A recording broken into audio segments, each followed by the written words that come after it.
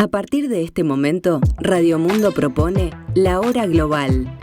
Desde el paralelo 35, un enfoque sobre los entretelones de la actualidad internacional. Conducción, Gustavo Calvo. Participan Leo Harari y Ricardo Barbosa. La Hora Global, otra forma de analizar el nuevo desorden mundial.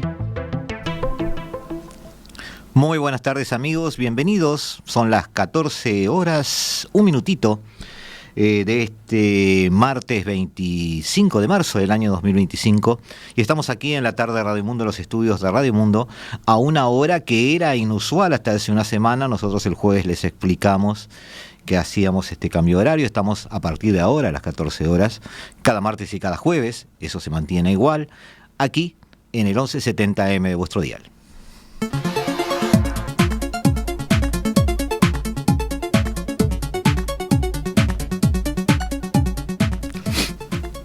Y hoy, así como avanzamos en esta nueva costumbre de estar con ustedes en este horario, abandonamos la costumbre que hemos tenido estas últimas semanas de tratar de hacer un seguimiento bastante cercano, tanto a las conversaciones de paz sobre la guerra de Ucrania, como a la política exterior de Donald Trump, como a la posición de Europa, el pasado de Europa, el presente de Europa y el futuro de Europa.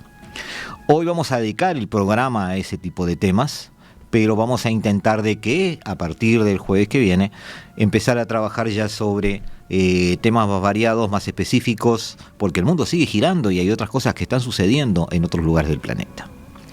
En particular, en este primer bloque, pequeño bloque, vamos a hacer solo un comentario y un raconto, un cronograma de las cosas que sucedieron allá por el 11 de marzo.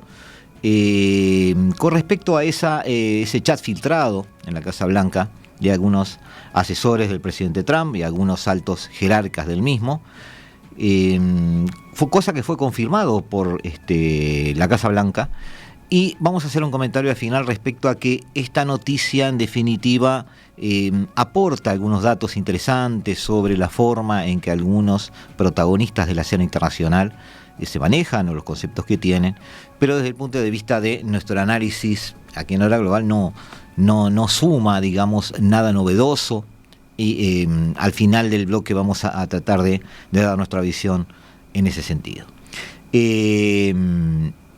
Este mismo lunes, Jeffrey Goldberg llegó a hacer una segunda confirmación de que había sido añadido un grupo de la plataforma Signal. Es una plataforma de chateo, digamos, como WhatsApp, como puede ser WeChat en China, por ejemplo, o Telegram, que tiene un origen ruso, que incluía varios contactos, como el asesor de seguridad de la Casa Blanca, Michael Watts, el presidente J.D. Vance. Yo agregaría además al enviado especial para los asuntos de Oriente Medio, pero además muchos, el director de la CIA. Es decir, ahora vamos a relatar un poquito quiénes estuvieron en esa conversación. El hilo de mensajes que tiene parecía ser auténtico. Él en su primer momento desconfió de eso. Quiero seguir un poquito el hilo exacto de lo que sucedió. Más tarde el secretario de Defensa, Pete Hegseth, que estuvo en esa conversación de chat, que además nosotros lo hemos visto hace poco por su discurso ante la reunión anual de la Organización del Tratado Atlántico Norte, evadió algunas respuestas diciendo que no era serio el periodista, que vendía basura, que era un periodista que no tiene un perfil con cierta credibilidad, que es deshonesto, que está muy desacreditado, alguna serie de cosas de ese estilo. Pero la verdad es que el chat existió. El 15 de marzo Estados Unidos lanzó lo que describió como una decisiva y poderosa ofensiva de ataques aéreos contra los hutíes en Yemen. De eso se trata. Goldberg, el periodista, asegura que 4 días antes, el 11 de marzo, por eso me refería a la fecha 11 de marzo, recibió una solicitud, estoy leyendo la crónica tal cual está, de conexión en la aplicación de mensajería cifrada de Signal desde una cuenta que supuestamente era la de Watts. Signal es utilizada por periodistas y funcionarios de Washington porque tiene mucha seguridad en sus comunicaciones, tiene la posibilidad de crear alias sin mucho control, lo que permite cierto cuidado en cuanto a la seguridad y la publicidad de quienes están trabajando o hablando allí, y además los mensajes, como en otras plataformas, desaparecen. El grupo se llamaba OT-PC Small Group, o sea, pequeño grupo UT-PC. Se incluyeron varias cuentas. Le pido a Sara que ponga en el aire una primera foto donde algunos de los que están en esa foto estaban en ese chat. Vemos a J.D. Vance, a Pete Hegseth, Mike Waltz, el que está más sobre la derecha de quienes nos están siguiendo en video, es quien en definitiva le envió el enlace a Goldberg. En el chat, como decía, se incluían varias cuentas de estos que son personajes con relevancia y protagonismo en el gobierno de Estados Unidos, etiquetados como J.D. Vance, Pete Hegseth. Estaba presente, como dije, el director de la Agencia Central de Inteligencia, John Ratcliffe, y otros altos funcionarios, no demasiados, el grupo era pequeño. En un momento de la comunicación, incluso, para poner un poquito de sal en todo esto, Goldberg hace referencia a que J.D. Vance pareció discrepar con la oportunidad de este ataque. Todo esto se estaba, les quiero recordar, manejando desde unos días antes del ataque real, digamos. Val llega a decir, no estoy seguro que el presidente sea consciente de lo incoherente que es esto con su mensaje sobre Europa en este momento. Hay un riesgo adicional de que veamos un repunte moderado a severo en los precios del petróleo. Este tipo de conversaciones dejaron entrever para muchos de los que las analizaron la forma de pensar de algunos de ellos y hacen mención a que en la medida que ellos se sienten en un entorno seguro, íntimo, manejan un léxico un poco más distendido y obviamente no adecuado a oídos de lectores de la prensa internacional, por ejemplo, como para hacer un juicio más o menos ponderado o objetivo. Por ejemplo, J.D. Vance expresa su fastidio por tener que ayudar otra vez a Europa, que según él hacen poco y nada. Pete Hegseth hace referencia a que era patética la forma en que ellos tenían que salir a sacarle prácticamente las castañas del fuego a Europa con este tema de los hutíes. Muchos han explicitado que en definitiva muchos integrantes del equipo de Casa Blanca y el equipo del Departamento de Estado, pero sobre todo de Casa Blanca, piensan lo que dijeron allí. El vicepresidente y el presidente han mantenido conversaciones posteriores sobre este asunto y ya están completamente de acuerdo, precisó el portavoz de Vance, William Martin, luego de que esto hubiera salido a la luz. Los ataques en sí se dieron en forma exitosa según la Casa Blanca y según el Pentágono. El 15 de marzo señaló que el periodista que justamente siguió toda esta conversación sentado en el estacionamiento de un supermercado, viendo las comunicaciones de Signal sobre este ataque. El ataque fue, como dije, el 15 de marzo. En un post de Truth Social, Trump escribió: financiados por Irán, los matones hutíes han disparado misiles contra aviones estadounidenses y han apuntado a nuestras tropas y aliados. Añadió: la piratería, la violencia y el terrorismo de los hutíes habían costado miles de millones y habían puesto vidas en peligro. Según el líder de la milicia yemenita, 53 personas murieron por estos ataques. Funcionarios del gobierno de Trump paralelamente comenzaron a dar entrevistas a medios de Estados Unidos para hablar de estos ataques y simplemente los golpeamos con una fuerza abrumadora y pusimos a Irán sobre aviso de que ya es suficiente, dijo además Michael Watts en ABC News. Goldberg informa que también los funcionarios discutieron la posibilidad de que Europa pague por la protección estadounidense de las rutas marítimas. Ese fastidio que yo les digo que se vio en las conversaciones, sobre todo por parte de J.D. Vance y Pete Hegseth, se hizo patente y parte de esa conversación hacía referencia a esto, ¿no? Es decir, debiéramos cobrar por esto que estamos haciendo, no es nuestro problema, parece ser el paradigma en ese sentido. El mensaje continuaba diciendo que a petición de Trump su equipo estaba trabajando con el Departamento de Defensa, el Departamento de Estado, para determinar cómo recopilar el costo asociado de todo este tipo de acciones e imponérselos a los europeos. Esto, amigos, es señalado por la prensa internacional como una especie de escándalo. También es señalado por muchos adversarios internos de Donald Trump en Estados Unidos como una especie de síntoma del desorden que reina en la política exterior de Estados Unidos y en particular en todo aquello que rodea al presidente en este momento. Nuestra opinión, amigos, es que en definitiva en ese chat, si lo analizamos, y el chat está publicado en varios medios internacionales, está completo además, hay no solo está el chat en sí, en su transcripción, sino que además hay capturas de pantalla. No hay detalles de la operación en sí, no hay secretos de guerra, digamos, que pudieron haber sido revelados allí, lo cual hubiera sido un problema mayúsculo para la Casa Blanca.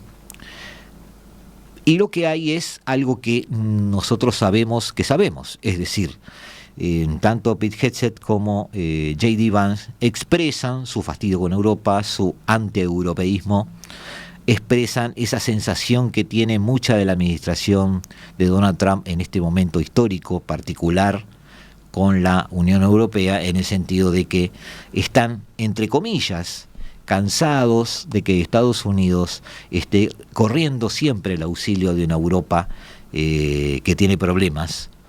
Muchos usuarios de redes sociales, cuando estas cosas se publicaron, han salido con comentarios del estilo, bueno, el 4% del tráfico marítimo que está ahí en Estados Unidos, más del 30 o el 40% es europeo, es un problema europeo, Europa debería resolverlo.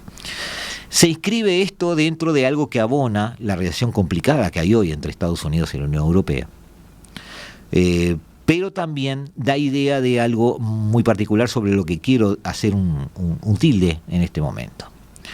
El primer gobierno de Donald Trump mostró un Donald Trump protagonista, tomando todas las decisiones, un Donald Trump que sorprendía, disruptivo, que generó muchos problemas personales con los líderes europeos, no lo habían visto venir, pero esta segunda presidencia todos lo vieron venir.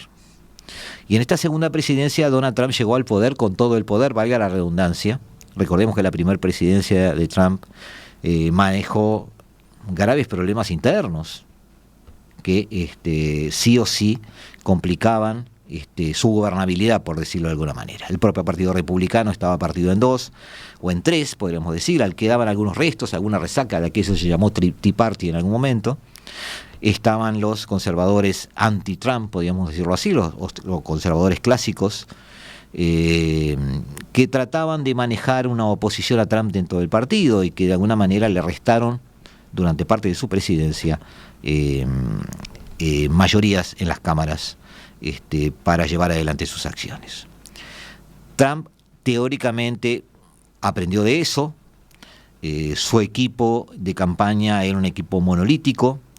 Hoy todos los periodistas que están acreditados en la Casa Blanca o están acreditados sobre oficinas de Departamento de Estado o departamentos relacionados con la seguridad, el Departamento del Interior también, dicen lo mismo. Hablemos con quien hablemos, el discurso es monocorde, es coherente y es único. Trump se ha preocupado de llevar adelante y llevar al poder con él a una corte que piensa como él, o por lo menos discursivamente mantiene una cohesión y que de hecho domina de punta a punta el Partido Republicano. Entonces es interesante este aspecto. ¿Por qué? Porque nosotros debemos ver, ya lo veníamos diciendo esto, pero este tipo de cosas la abonan, debemos ver de ahora en adelante, siempre al hacer los análisis, la política exterior de Estados Unidos como una política exterior de un equipo, no de Donald Trump. Donald Trump está rodeado de halcones, es cierto. Los halcones tienen vuelo propio. Ya vimos a J.D. Vance en Bruselas, ya vimos a Pete Hegseth en la Organización del Tratado del Atlántico Norte, ya vimos a Kate Kellogg en Ucrania resolviendo la primera conversación sobre el Tratado de Paz. Ya vimos además al enviado especial para Oriente Medio resolviendo muchos de los temas de Ucrania también. Todos con determinado toma de decisiones. Pero también vimos, y esto también hay que hacerlo notar, a un Departamento de Estado a manos de Marco Rubio, a veces salteado, a veces prescindente de algunos temas. Ese equipo de halcones está tomando decisiones que se pisan a veces con las funciones diplomáticas del Departamento de Estado, y eso puede ser a la larga un problema para Donald Trump y para su administración. En 2 minutos, amigos, nos volvemos a ver. Seguimos aquí en la tarde de Radio Mundo en el 1170M de vuestro dial. Ya volvemos. La hora global. Una mirada al nuevo desorden mundial. Estás escuchando La Hora Global. 60 minutos para analizar el nuevo desorden mundial. Ya que estábamos hablando, amigos, de temas del Departamento de Estado de Estados Unidos, en primer bloque de este capítulo de La Hora Global de hoy, martes 25 de marzo, hacíamos referencia a temas que son los que están sobre la mesa. Es en un momento donde Donald Trump trata de cerrar aspectos de su relación con Rusia. En un bloque chico ahora vamos a tratar de darles una opinión o un reflejo de lo que estaría sucediendo, pero sobre todo conceptualmente, porque la idea es que está subyaciendo, de la que todos estamos viendo, es una especie de negociación por la paz en Ucrania. Y nosotros no lo leemos así. Nosotros estamos leyendo este tipo de conversaciones como una recomposición de la relación entre potencias, arreglando aspectos comunes, cosiendo y remendando aspectos que las potencias quieren que en el futuro queden firmes y estables. Uno de ellos, Ucrania. Y ahí está un poco la diferenciación que tenemos que hacer con respecto a cómo funcionan estas cosas. Quien está negociando con Zelensky y quien está negociando con el equipo de Lavrov en Moscú, Sergei Lavrov, el canciller ruso, es Steve Witkoff. Steve Witkoff es el enviado, es un empresario inmobiliario, digamos, no tiene experiencia diplomática, pero es el enviado de Donald Trump para Oriente Medio. Hay un enviado de Donald Trump para el tema de Ucrania que se llama Keith Kellogg, que es un militar retirado, que además tiene un gran potencial de conocimiento sobre operaciones especiales y también sobre aspectos de política exterior. Pero quien está hablando allí es Steve Witkoff, no es Kellogg. ¿Y qué está haciendo Steve Witkoff en conversaciones del Kremlin con Washington sobre Ucrania cuando él es el enviado de Oriente Medio? Y ese es el punto nuestro. Tenemos que empezar a ver este tipo de cosas, y nosotros ya lo hemos advertido en alguna entrevista que nos han hecho. Tenemos que empezar a ver este tipo de reuniones como una recomposición general de cuál va a ser la relación ruso-estadounidense de aquí al futuro. Y también, en contraposición a esto, o en contagio a esto, o como consecuencia, o como un efecto secundario de esto, la visión que tiene Washington y la apuesta que hace el Kremlin a la relación con Europa a futuro. Cosa que veremos en el último bloque con un invitado, si es posible. La Unión Europea hoy está a la defensiva, teme que Putin realice un ataque a un país de la OTAN antes de 2030. En estos días ha sido mencionado por la presidenta de la Comisión Europea, Ursula von der Leyen, varias veces. Además, hace referencia, lo tengo por acá, que eso lo quería mencionar porque es importante esto, hace referencia a que los servicios de inteligencia de Alemania y Dinamarca habrían de alguna manera advertido sobre este tema. Y en ese sentido se ha sumado también la opinión de quienes están en Bruselas respecto a esto. Es decir, la Unión Europea está trabajando sobre la idea de que, en definitiva, ellos están empezando a hablar por la defensa de Europa. Primer punto, la OTAN podría perder funcionalidad o podría generarse alguna división interna porque Europa quiere y tiene la necesidad de tomar decisiones propias sobre su defensa. Entonces, la idea de la OTAN hoy está en debate. Está en debate en Bruselas y desganadamente está en debate en Washington. Washington quiere seguir con la idea de la OTAN porque quiere seguir controlándola. Es la forma en que se ha movido hasta ahora, durante 80 años, y es la forma donde, como pretende seguir moviéndose. Esa idea general de que el Kremlin estaría preparando una especie de aviso para poner a prueba ese artículo 5 de la OTAN, ya fue advertida por el comisario Kubilius, que es uno de los subcomisarios referidos al sistema de defensa de Bruselas, además de que el propio libro blanco de defensa de la Unión Europea recoge una postura nuclear más agresiva de Rusia como una de sus hipótesis de conflictos. Kaja Kallas, además, la encargada de relaciones exteriores de la Unión, ha refrendado esto, se ha manejado con el mismo criterio, y el tema de Europa entonces empieza a pasar por dos urgencias. Por un lado, un gran rearme, que es lo que nosotros después vamos a discutir en el tercer bloque, y en un segundo lugar, además, por su presencia en las conversaciones de paz sobre Ucrania. Cosa que en principio no parecía que fuera a suceder. Ucrania está escuchando lo que está haciendo Estados Unidos, está prestando atención a Estados Unidos con una sola línea roja. No quiere perder los 4 oblasts que ya ha perdido o casi ha perdido en el terreno militar. No creemos que Zelensky haga cuestión de Crimea. Crimea, aparentemente bajo ninguna opción, ninguna hipótesis plausible, podría ser devuelta a Ucrania. Pero sí esos 4 oblasts, que son el Donbass, que son Gerson y Zaporizhia, sí son para Zelensky algo todavía a negociar. Allí creemos que Zelensky se sigue separando de la realidad, y quizás esa es la razón por la que siguen realizando ataques. Este alto el fuego no está teniendo lugar. Ayer 227 drones de Ucrania sobrevolaron áreas de combate. Antes de ayer unos 100 y pico de drones rusos atacaron específicamente áreas detrás de Kursk.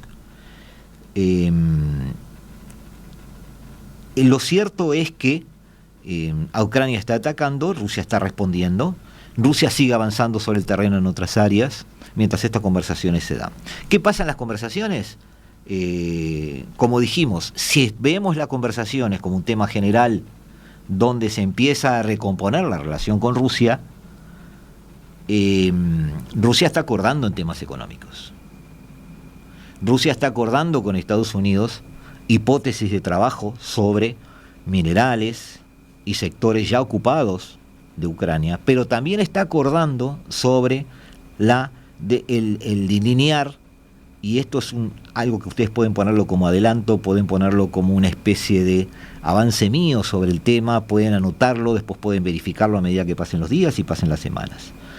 Un adelanto sobre lo que van a definir o lo que están definiendo tanto el Kremlin como Washington en cuanto a áreas de influencia. Hablan el mismo idioma. Washington piensa en términos de áreas de influencia, igual que lo hace el Kremlin.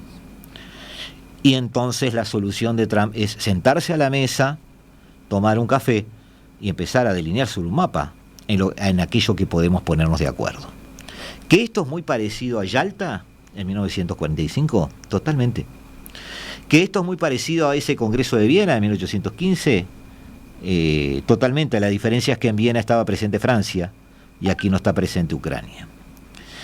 Que estos se parece mucho a una conversación entre líderes sin tener en cuenta países menos poderosos, siempre ha sido así.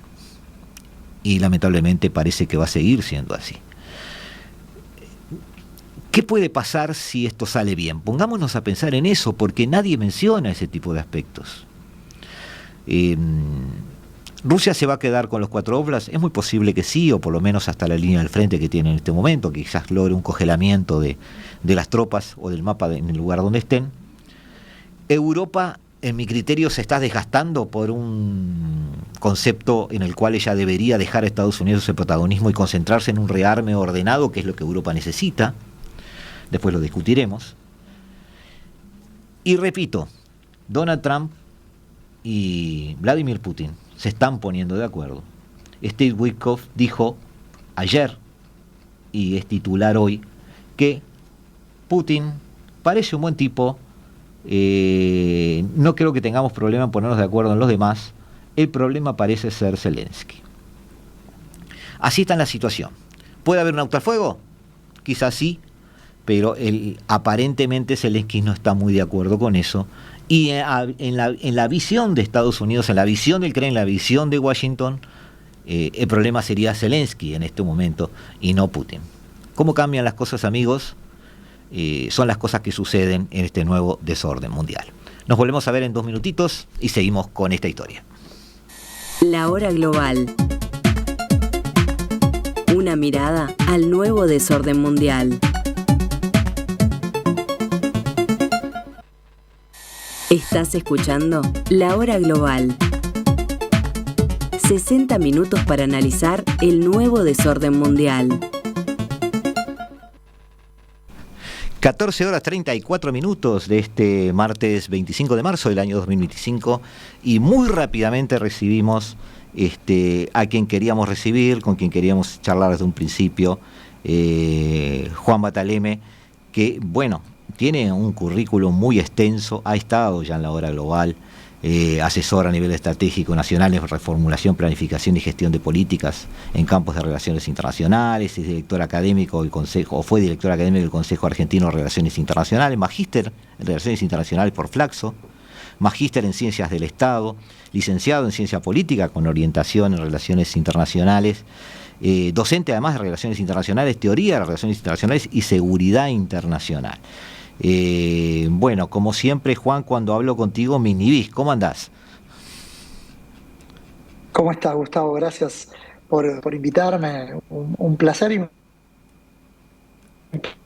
placer volver a hablar con la querida audiencia del Uruguay esta tarde de martes. Sí, te llamaba unos minutos a cuenta después de tener un programa un poco más largo, para hablar un poquito de esta deriva extraña, muy preocupante para algunos, pero para mí y para otros algo lógico porque se veía venir, de Europa, ¿no? Esa Europa que durante 80 años tuvo una relación excelente con Estados Unidos, pero para muchos en base a una especie de protección económica, militar y de defensa que terminó siendo una especie de dominación encubierta desde algunos puntos de vista, y que además dejaba a Europa en una posición de priorizar otras cosas, y ahora que las papas queman, en un lenguaje un poco de la calle, se ven algunas costuras de esa relación, sobre todo con la llegada de un presidente de Estados Unidos que es más disruptivo, pero para muchos Trump evidencia algo que podía verse venir o que estaba en proceso. ¿Cómo ves tú este momento de Europa? En los años 90, Estados Unidos justamente siguió avanzando en el paraguas de seguridad global que le daba a Europa. Ahora, ¿cuál es el problema? Eso tuvo consecuencias. Una de las consecuencias es que la Europa la Europa del Este, la ex Europa que estuvo bajo la influencia de la Unión Soviética, fue a buscar el paraguas de la protección de la OTAN y ese paraguas se le dio. Eso extendió los compromisos, eso hizo que Estados Unidos continuara gastando una factura muy importante en materia de defensa en Europa. La historia, vos la conocés, viene la guerra contra el terrorismo, 20 años de guerra entre el 2001 y el 2021, y un presupuesto norteamericano y una política internacional cambiada, pues esto ya no es el momento unipolar. Claro. En esa dinámica, y con esto cierro esta primera idea, aparece el resurgir de las grandes potencias, China, Rusia, la agresión a Ucrania que ya hemos hablado, y una Norteamérica ahora de Trump diciendo háganse cargo ustedes de su propia defensa. Y te cierro con este concepto. lo que estamos viendo hoy y lo que se entiende es que antes era lo que se llamaba era burden sharing, no compartir el peso de la carga. Y lo que Estados Unidos le decía a los europeos, gasten más en defensa.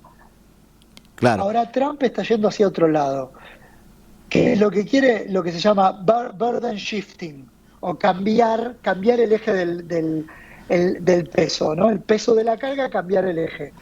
Claro. Europa con Rusia, Estados Unidos con China. Por eso te digo que, y con esto sí cierro, tengamos cuidado, porque muchos tienden a ver esto como una separación entre los Estados Unidos y Europa, y yo creo que tiene más que ver con los ajustes propios que se van a dar entre Europa y los Estados Unidos en esta idea de compartir el peso de la carga, ahora a, por así decirlo, trabajar en áreas de influencia específica. Europa contra Rusia, Estados Unidos contra China. Claro. Sabés que, Juan, me gusta cómo terminaste ahora, porque a mí me gusta mucho ver los procesos y no los momentos de titulares y puntuales. Y en los procesos puede haber, como tú decís, un cierto sentido de las cosas van hacia allí porque tienen cierta lógica, pero también a veces tienen efectos secundarios, a veces que son buscados, a veces no. ¿A qué me refiero con esto? Cuando hablamos de procesos, yo prefiero ver esto no como una especie de patear la mesa de Trump, sino como un ajuste. Me gustó la palabra que utilizaste porque de alguna manera pasa eso. Yo no creo en cisnes negros. Yo creo que de alguna manera las cosas se van viendo y bueno, quienes fueron perspicaces para ver algún hilo de esa costura pondrán las barbas en remojo y quienes no. En el caso de Europa, como tú decías, hizo lo que podía con quien podía defenderla. Ahora, toda moneda tiene dos caras, hay un efecto secundario. Estados Unidos empieza a ver año tras año, década tras década, a Europa más como un instrumento que como un aliado. ¿Por qué? Porque tiene el poder para hacerlo. Porque a Europa le da ese protagonismo. Porque Europa le pide permiso para todo. Entonces, de alguna manera, no es ni bueno ni malo. En relaciones internacionales no hay buenos o malos, hay intereses, hay consecuencias y hay causalidades. Y uno, si quiere analizarlas, no se puede poner en terrenos morales, sino en ver las consecuencias de los actos. Lo mismo en el sentido de la relación de Europa con Rusia. Hasta el año 2007, que Putin se subió a ese atril para hablar en Múnich, en esa conferencia de seguridad, Europa, a raíz del empuje emocional que le daba a Estados Unidos, había empezado a avanzar hacia el este, y ahí Estados Unidos estaba manejando, en el bueno, el mal sentido, como quieran interpretarlo, a Europa y a la OTAN como un instrumento de su política exterior. Y Europa consentía en eso hasta que Putin dijo en el 2007, bueno, no, Rusia va por otro lado, y en el 2010 China dijo lo mismo. Ahora, llegado este momento y reconociendo eso, que pudieron ser o no errores, no importa. También otra crítica que se hace a esta situación, y yo me gusta tirar críticas para que tú reacciones, es, llegado este momento, no tenemos que tener la cabeza fría para entender que, por ejemplo, Rusia no se puede mudar. Hoy Europa está comprando más gas de que compraba en 2023 o 2022. En algún momento va a volver a fluir el gas por los gasoductos, lo quieran o no. No se puede borrar del mapa a un país que tiene 11 usos horarios. En algún momento Estados Unidos va a pensar, como creo que está pensando ahora en Riad, Steve Witkoff, y creo que lo piensa Trump, en decir, bueno, si con Putin tenemos una serie de acuerdos, ¿por qué no pensar en afinar una relación paralela con Rusia provechosa para ambos, que no es que vaya a debilitar, pero le abre una puertita a Xi Jinping distinta y le crea una preocupación? Ahora, no veo todas esas formas de pensar en una Europa que parece urgida, un poco histérica, muy, muy desesperada. ¿Tú la ves así? A ver, primero, coincido con que la administración Trump quiere jugar lo que se llama el triángulo invertido. Sí. En esta vuelta, que el agente de balance regional en Asia, que lo que prevenga la emergencia de China, en el último de los casos como un hegemón regional, sea Rusia. No está tan claro si eso va a eventualmente suceder, porque creo que la guerra de Ucrania y sobre todo cómo la administración Biden marcó el inicio de la guerra de Ucrania y cómo Europa marcó el inicio de la guerra de Ucrania, tal vez haya empujado a Rusia a trabajar mucho más activamente con China. Entonces, eso es terreno incierto.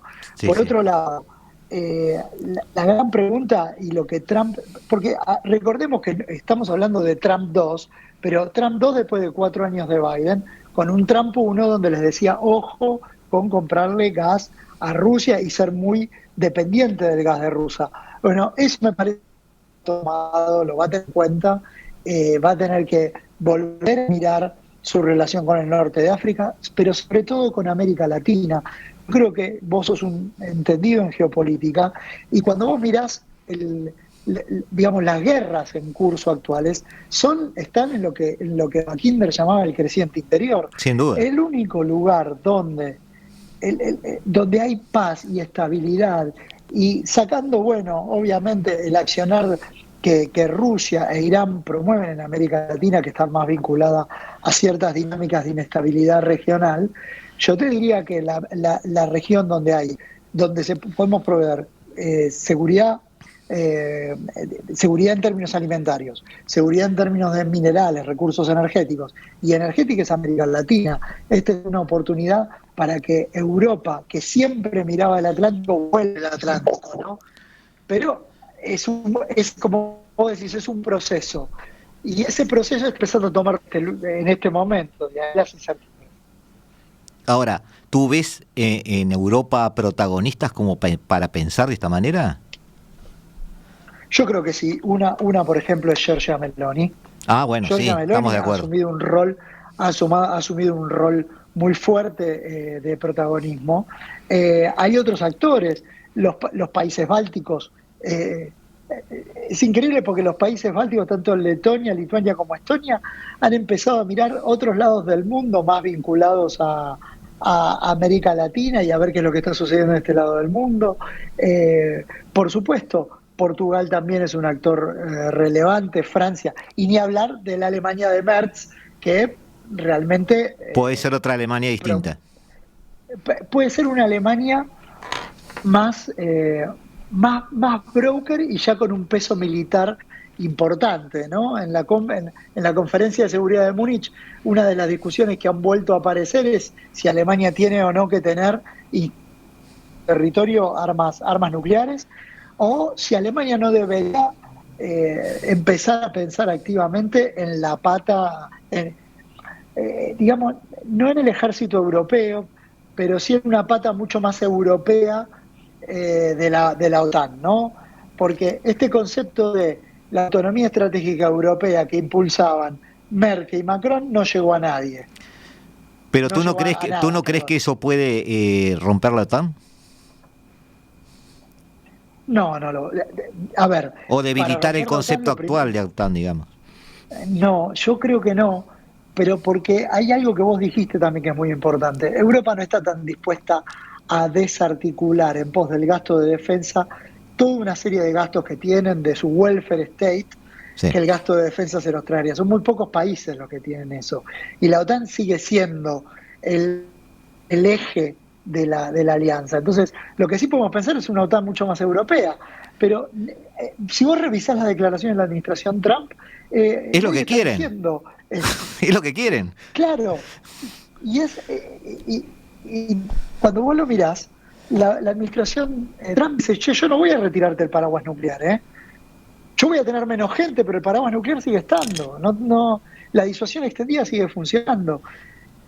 Es un poco también decirle por parte de los Estados Unidos a Europa, menos freeriderismo y más alianza, menos burden sharing y más burden shifting. Claro. Háganse cargo de Rusia. Mira, recomendar a la audiencia, como siempre en tu programa, un artículo corto de la revista Survival del año 2020, que se llama Europe Can Defend Itself. Europa se puede defender a sí misma, de Barry Posen. Ajá. Bueno, se los recomiendo. Ya lo veía. La lógica del retrenchment. Juan, para redondear, hace algunos años yo hablé con gente de Japón y estábamos preparando algunos aspectos sobre la geopolítica de Japón. Japón empezaba a abandonar el artículo 10 de la Constitución en aquel momento, empezaba a armarse. Y uno de ellos me decía, Gustavo, en Occidente tienen que darse cuenta de que mientras Occidente juega al ajedrez, siempre trata de descabezar al rey contrario, China juega al Go, es decir, pone fichas y te rodea y así te gana. Teniendo en cuenta eso, yo vi mucho esa jugada con África.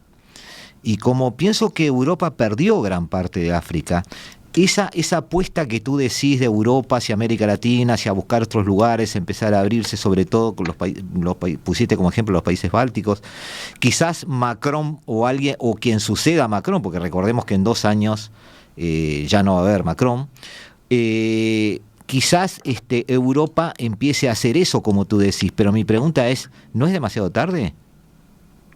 No lo sabemos, pero sería un muy buen gesto que Europa de una buena vez destrabe el acuerdo Unión Europea-Mercosur y que dé lugar. La tranquilidad europea exaspera, ¿no? En algunos pasos. Sí.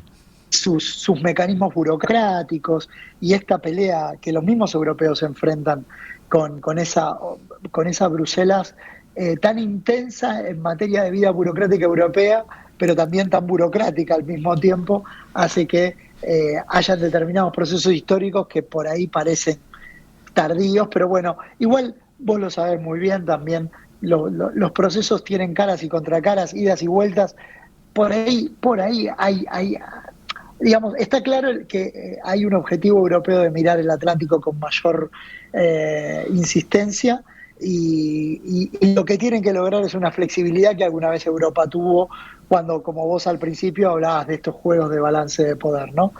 La burocracia de la Unión Europea no representa la dinámica propia y la riqueza de Europa. Claro.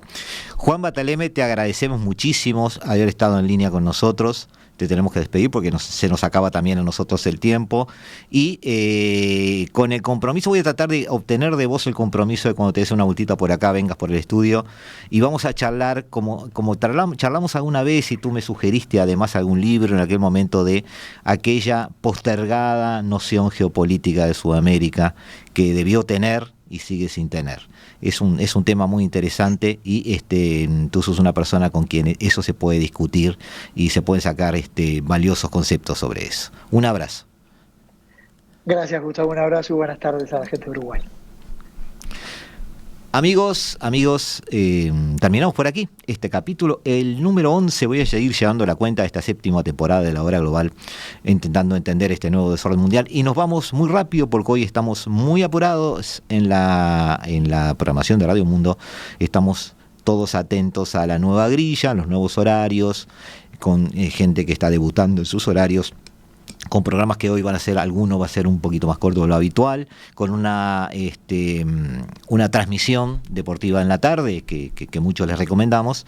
Y de nuestra parte volveremos a estar aquí el jueves, esta vez a las 14 horas, de ahora en adelante es así, cada martes y cada jueves a las 14 horas, en el 1170M de nuestro dial, en el paralelo 35, en La Hora Global.